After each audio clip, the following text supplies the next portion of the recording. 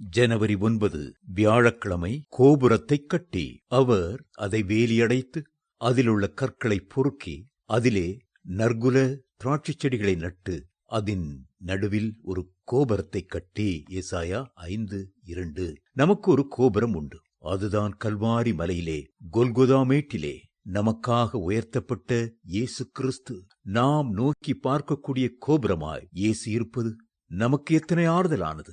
Eden தோட்டத்தின் நடுவிலே நன்மை தீமை அறியத்தக்க விருட்சம் இருந்தது. அந்த விருட்சத்தினால் வந்த பாவத்தை நீக்க அவர்கள் நடுவிலே தேவன் கோபுரமானார்.